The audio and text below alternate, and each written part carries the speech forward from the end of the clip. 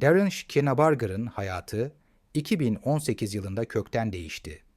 Kansas City, Missouri'de Shawnee Mission Ford'da başarılı bir otomobil satıcısı olan 46 yaşındaki Darren, kariyerinde zirvedeydi. Çoğu gün 12 saat çalışıyor, pazar günleri bile anlaşmaları kapatmasıyla tanınıyordu. Darren'ın odak noktası finansal başarıyı kovalamaktı. Ancak aniden gelişen bir sağlık krizi onun önceliklerini sorgulamasına ve hayatın, ölümün ve ölüm ötesinin derin gerçekleriyle yüzleşmesine neden oldu. Her şey sıradan bir gün gibi başladı. Darren işinde yine harikalar yaratıyordu. O gün 11 araba satmış ve 3 yeni anlaşmayı sonuçlandırmak üzereydi. Kendine güveni tamdı ve akşam eve döndü. O gece bir arkadaşı onu bir kumarhaneye gitmeye davet etti. Darren teklifi kabul etti. Gece oldukça iyi geçiyordu, 2 büyük ikramiye kazandı ve kendini durdurulamaz hissediyordu. Hayatım adeta zirvedeydi diye hatırlatıyor. Ancak gecenin heyecanı beklenmedik bir anda karanlık bir hal aldı. Darren göğsünde şiddetli bir ağrı hissetti. Sanki biri beni bir kılıçla vurmuş gibiydi, dedi.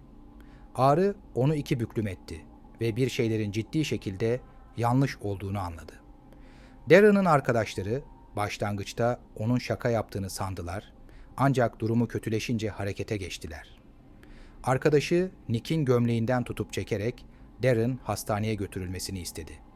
Telaşlı bir şekilde hastaneye doğru giderlerken Darren arabadan çıkmaya çalışırken yere yığıldı ve başını betona çarptı. Nick'e "Ölüyorum dediğimi hatırlıyorum," diye ekledi. Hastaneye vardıklarında Darren neredeyse konuşamayacak durumdaydı. Nefesi kesik kesik geliyordu.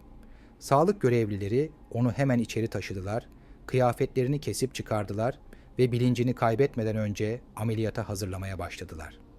Darren, Nick'e telefonunu ve cüzdanını vererek ailesine haber vermesini istedi. "Oğluma geri döneceğimi söyle," diyebildi. Darren bilincini kaybettiğinde kendini tamamen karanlık bir boşlukta buldu.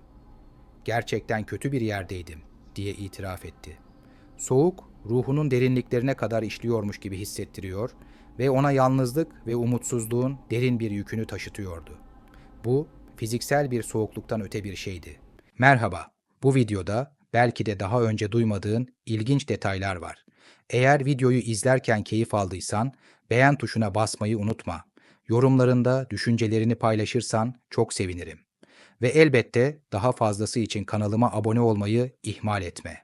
Hadi, bu yolculuğa birlikte devam edelim. Darren'ın çözümsüz pişmanlıklarını ve duygusal yüklerini yansıtıyordu. Üzerinde bir roller coaster'ın G kuvvetinin 1000 katı kadar muazzam bir baskı vardı. Bu güç hem bedenini hem de ruhunu eziyormuş gibi hissettirdi. Ezici bir şekilde yalnız kalan Darren, rehberlik ve teselli için merhum babasına seslendi. Ancak babası gelmedi. Umutsuzluğu derinleşirken içgüdüsel olarak "İsa, beni kurtar," diye haykırdı. O anda görüşünün köşesinde küçük bir ışık kıvılcımı belirdi. Bu ışık hızla büyüdü, karanlığı geriye iterek onu sıcak, parlak bir ışıltıya sardı. Bu ışık yalnızca çevresini aydınlatmakla kalmadı, aynı zamanda ruhunun en derin köşelerine kadar ulaşıyormuş gibi hissettirdi. Darren, yıllarca biriktirdiği acıların ve olumsuz duyguların çözülüp gittiğini hissetti. Ruhsal olarak bu ışık ona derin bir berraklık sağladı. Yalnız olmadığını ve derinden sevildiğini fark etti. Karanlığın ezici ağırlığı yerini rahatlatıcı bir güven hissine bıraktı. Sanki nazikçe nihai bir güvenlik ve aidiyet alanına taşınmış gibiydi. Işığın içine dalmış haldeyken Darren, daha önce hiç görmediği kadar canlı renkler fark etti. Bu tonlar adeta canlıydı. Mükemmel bir uyum içinde birbirine karışıyor ve dans ediyordu. Bu ışıklara odaklandığında Darren bunların yalnızca renkler değil, aynı zamanda ruhlar olduğunu fark etti, neşe ve birlik yayıyorlardı. "Hiçbirini tanımıyordum ama herkesi biliyordum," diye açıkladı. Bu ruhlar onu muazzam bir sevgiyle karşıladı. Varlıkları bir aidiyet ve bağlılık hissi yayıyordu. Darren ilk kez tamamen anlaşıldığını ve tamamen kabul edildiğini hissetti. Işık daha da parlaklaştı ve beraberinde ruhlardan kaynaklanıyor gibi görünen bir melodi getirdi. Bu ses, Darren'ın daha önce duyduğu hiçbir şeye benzemiyordu. Seslerin ve tonların uyumlu bir karışımı, varlığının en derin dokusuyla rezonansa giriyormuş gibiydi. Her nota bir duyguyu taşıyordu.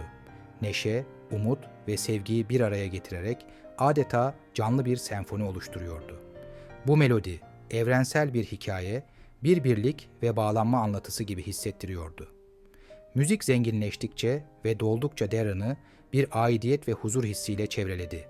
Sanki tüm evren onun varlığını kutlamak için şarkı söylüyordu.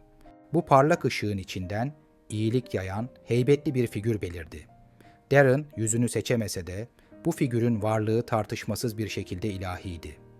Bir melek ya da İsa olabilirdi, emin değilim, dedi Darren, hayranlık ve belirsizlikle dolu sesiyle. O anda bir duygu seli onu sardı. Hayranlık, tevazu ve derin bir yetersizlik hissi. Bu varlık o kadar güçlü bir koşulsuz sevgi yayıyordu ki, hem rahatlatıcı hem de bunaltıcıydı.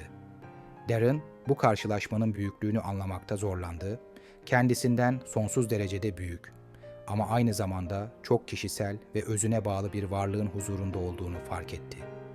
Bu ilahi varlık karşısında Darren, 5 yaşındaki oğlunun anılarıyla dolup taştı.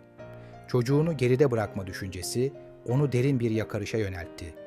"Lütfen, henüz değil, geri dönmeme izin ver." Figür bu talebi kabul etmiş gibi görünüyordu ve bir anda Darren bedenine geri çekildi. Geri dönüş ani değil, nazikçe oldu. Sanki ilahi varlık onu fiziksel dünyaya kolayca geri döndürüyordu. Darren kalbinin tekrar atmaya başladığını, bedeninin ağrısını yeniden hissettiğini ve çevresindeki tıbbi personelin boğuk seslerini duyduğunu hissetti. Ancak ışığın verdiği huzur hala onunla birlikteydi. Az önce yaşadığı derin karşılaşmanın bir hatırası olarak kaldı. Darren haftalar sonra uyandığında değişmiş bir insandı. Yaşadığı deneyim onu derinden duygulandırmıştı. Yolculuğunu anlatırken genellikle gözyaşlarını tutamıyordu. "İnsanlara şimdi farklı bakıyorum," dedi. Darren, önceden yüzeysel olduğunu, dış görünüşe ve maddi başarıya değer verdiğini kabul etti. Ancak bu ölümden dönüş deneyimi, hayatın kırılganlığını ve içsel güzellik ile samimiyetin önemini ona öğretti. Darren'ın öncelikleri dramatik bir şekilde değişti. Artık diğer insanlarla gerçek bağlar kurmaya odaklanıyordu. Her etkileşimi nezaket ve anlayış paylaşmak için bir fırsat olarak görüyordu. Örneğin iş yerinde müşterilerin ihtiyaçlarını anlamak ve araç satın alma deneyimlerini anlamlı hale getirmek için daha fazla zaman harcamaya başladı. Bir seferinde bekar bir anneye uygun fiyatlı bir araç bulmasına yardım etti ve en iyi anlaşmayı sağlamaya çalıştı.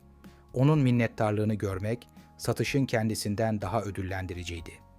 Bu anlar, Darren'ın bağlantıyı işlemden öne koyan yeni amacının bir yansıması haline geldi. Ailesi ve arkadaşlarıyla olan ilişkileri de derinleşti. Darren, oğluyla daha fazla zaman geçiriyor, paylaştıkları basit anların kıymetini biliyordu. "Hiçbir şeyi kaçırmak istemiyorum," dedi. Yaşadığı deneyim, ona sevgi ve bağlantıya dayalı, yenilenmiş bir amaç duygusu vermişti. Darren'ın yolculuğu, hayatın ne kadar kısa ve ötesinde çok daha büyük bir şeyin olduğunu hatırlatan güçlü bir hikaye. Onun hikayesi, başkalarını kendi yaşamlarını sorgulamaya, yüzeysellikten uzaklaşıp özgünlüğe yönelmeye ve tüm insanlığın derin bağlarını kucaklamaya teşvik ediyor. "Bu hayat o kadar geçici ki," dedi Darren. "Ama öteki tarafta çok daha büyük bir şey var." Darren, deneyimini başkalarına ilham vermek için sık sık paylaşıyor ve onları maddi arayışların ötesine bakmaya, gerçekten önemli olan şeylere odaklanmaya çağırıyor. "Burada çok kısa bir süre bulunuyoruz," dedi.